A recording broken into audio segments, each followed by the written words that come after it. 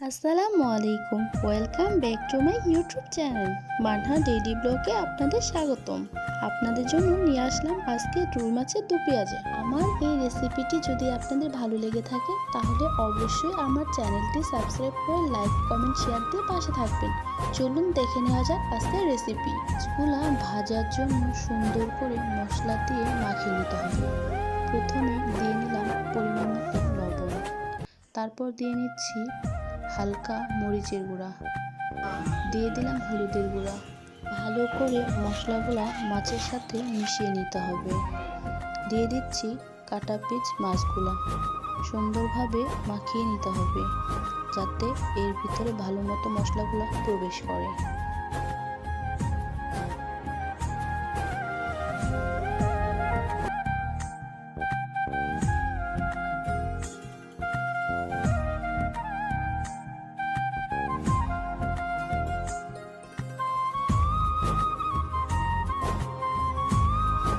মাছগুলাতে মশলা মাখানো হয়ে গেলে চলে যাচ্ছি ভাজার প্রিপারেশনে।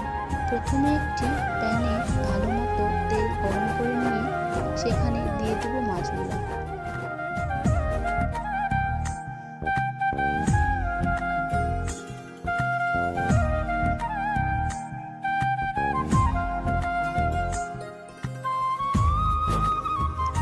মাছ ভাজাগুলা কমপ্লিট হয়ে গেলে তুলে নিব অন্য একটি পাত্রে।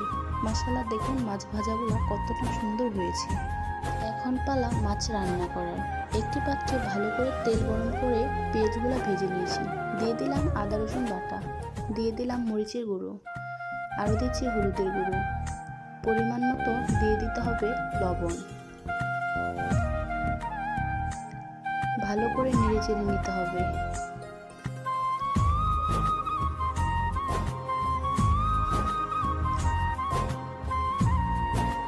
দিয়ে দিলাম একটু চিনি, চিনি দিলে স্বাদটা ভালো লাগে।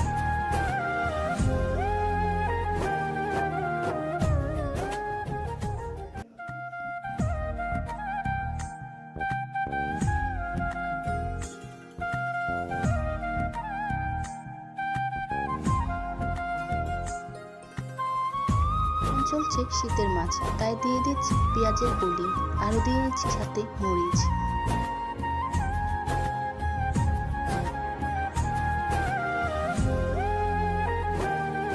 মশলাগুলোকে সুন্দর করে কষিয়ে নিতে হবে, না কষালে ভালো মজা লাগে না। এখন দিয়ে নিচ্ছি এর মধ্যে ভাজা মাছগুলা। এগুলা দিয়ে সুন্দর করে নেড়ে চেড়ে অল্প আঁচে বসিয়ে রাখতে হবে চুলার মধ্যে। এখন দিয়ে দিচ্ছি টমেটো। টমেটো দিলে দু পেঁয়াজার মজাটা আরও বেড়ে যায়। খুন্তি দিয়ে হালকাভাবে নেড়ে চেড়ে দিতে হবে যাতে মাছগুলা ভেঙে না যায়। দেখতে দেখতে আমার রান্না কমপ্লিট হয়ে গেল। এখন পরিবেশনের পালা। দেখুন মাশাআল্লাহ কত ভালো লাগতেছে দেখতে। এর মধ্যে দিয়ে নিচ্ছি জিরে গুঁড়ো, আর সাথে দিয়ে নিচ্ছি পেঁয়াজের বেরেস্তা। এটা দেখতে খুব ভালো লাগে, চাইলে দিতেও পারেন, এটা স্কিপও করতে পারেন, এটা আপনাদের সম্পূর্ণ ইচ্ছা। আমার এই রেসিপিটি দেখার জন্য আপনাদের অনেক অনেক ধন্যবাদ। আজকে এই পর্যন্তই, বিদায় নিচ্ছি। ধন্যবাদ, আল্লাহ হাফেজ।